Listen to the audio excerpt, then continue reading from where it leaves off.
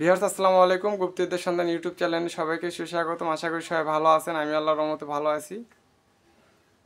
তো দুর্গা সাধনা, একটা সাধনা এর আগে দিছি, এটা দ্বিতীয় নাম্বার। তো আপনারা কি করবেন, আপনাদের উপকারীর কথা বলে দেই। এটা হলো আপনার শরীর বন্ধ করবে, শরীর বন্ধ করার তাবিজ ব্যবহার করতে পারবেন এবং বশীকরণ কাজ করতে পারবেন। তো আপনাদেরকে বলে দেই,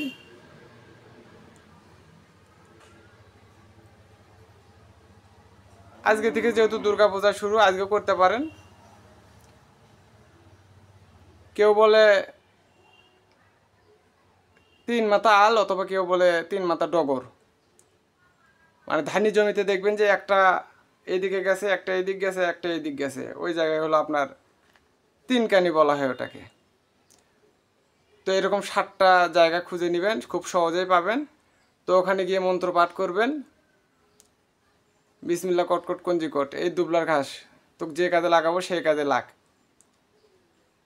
7বার করে মন্ত্র পাঠ করে 7টি ফুক দিয়ে, গাছে ফুক দিয়ে চলে আসবেন। তো 7টা জায়গায় এভাবে আপনারা কাজ করবেন। করার পর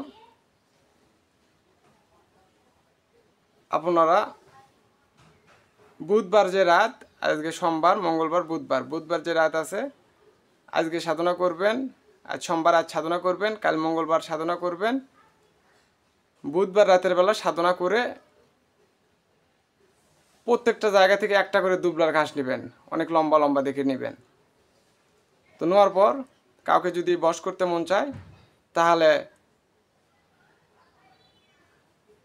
একটা দুবলা ঘাসের আগার নেবেন, নিয়ে একটা তাবিজা ভরাবেন, আরেকটা দুবলা ঘাস নিয়ে আরেকটা তাবিজা ভরাবেন।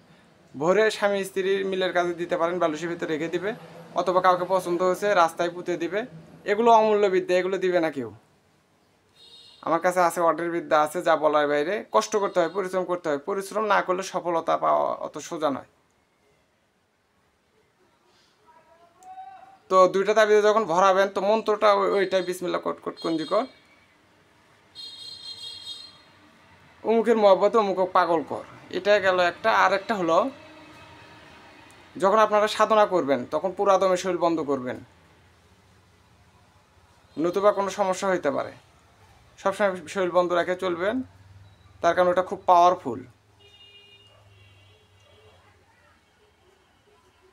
তো পূজা মণ্ডপে আপনারা দেখবেন ওই জায়গায় দুবলার ঘাস রেখে দিছে, মানে ওটাতে এতটা শক্তি যা বলার বাইরে। কারো যদি বুঝতে অসুবিধা হয় কমেন্ট করতে পারেন, অথবা সরাসরি ফোন দিয়ে জেনে নিতে পারেন।